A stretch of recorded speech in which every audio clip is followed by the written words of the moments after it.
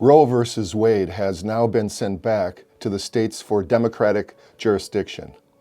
That has caused a lot of discussions, some of them constructive, many of them emotional. Abortion discussions can get ugly real fast. One of the refrains you will hear from people who champion the pro-choice movement is pro-lifers are not only bigots, they are religious bigots who wrongly force their sectarian views on others. One pro-choice senator said, quote, "All these efforts by ultra-radical conservative judges and justices to impose their faith on Americans is contrary to our Constitution," end quote. Many will say that church and state are separated by law, but the conservative right is legislating the religious views of pro-life people. Simply put, many believe that opposing abortion is an unacceptable form of religious bigotry. They believe that pro-lifers are sticking their nose where it doesn't belong. I think the pro-choice apologists are right.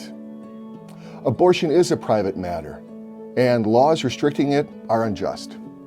They are right that pro-lifers should not impose their views on others. They are right that the medical decision should be made by the woman and her doctor. The government should stay out. Yes, the pro-choice apologists are right about all of that. If what? If the unborn are not human beings. And yet that is precisely the question the pro-choice person will refuse to engage. As many will tell you on the pro-life side, the issue that divides Americans is not that some are pro-choice and some are anti-choice, or that some are tolerant and some are bigots. Truth is, many, myself included, are pro-choice when it comes to women choosing a number of moral goods. I support a woman's right to choose her own doctor and clinic, to choose her own education, to choose her own career, to choose her own husband, to choose her own 401k plan, and so on.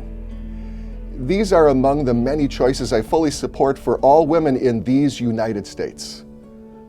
But some choices are wrong, like intentionally killing innocent human beings, simply because they're unwanted or unplanned. No, we shouldn't be allowed to choose that. In short, the abortion issue is not about forcing religious views. It's not about privacy. It's not about who hates women and who loves them. It's about one question. What is a fetus? What is the unborn? Men and women have equal right to weigh in on that question.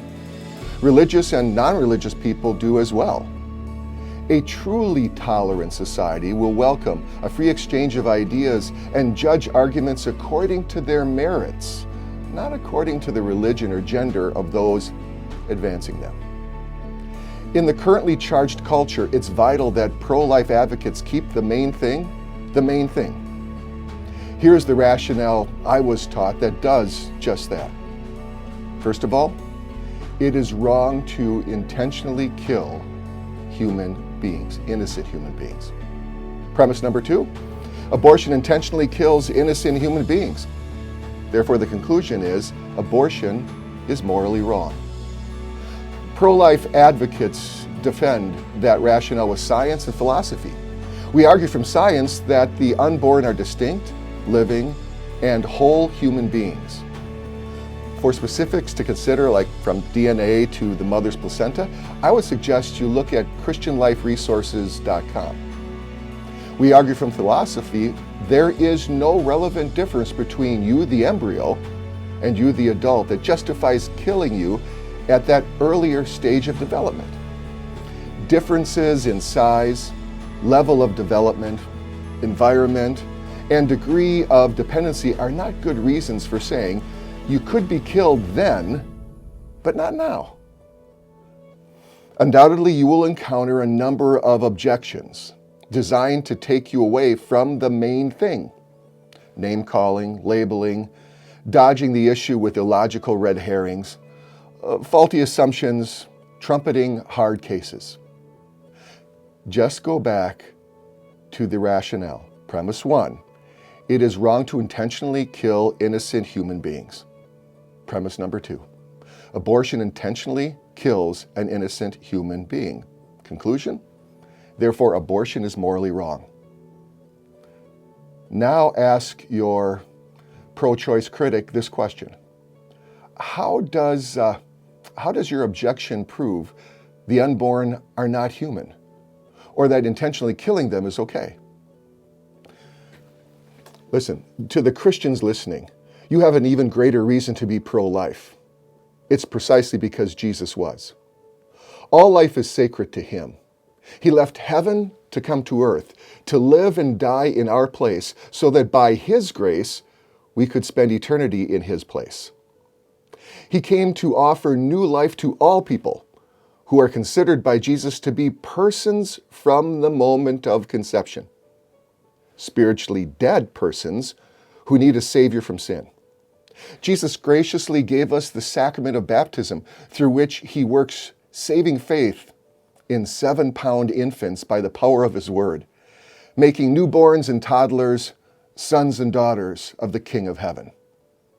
Jesus was deeply concerned about the spiritual condition of little children and recommended a millstone life preserver for those who would bring them spiritual harm.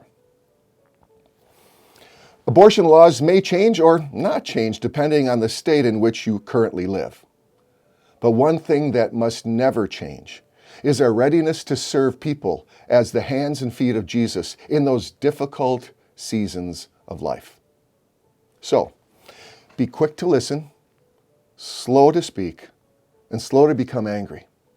Speak the truth in love. Pray for people on both sides. Memorize the pro-life rationale. Practice it out loud. Then, share it as if lives hang in the balance. They do.